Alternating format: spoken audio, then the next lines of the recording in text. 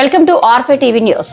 బాపట్ల సముద్ర తీరంలో జరుగుతున్న ఆక్రమణల పరిస్థితిపై కలెక్టర్ వెంకట మురళి శనివారం స్పందించారు.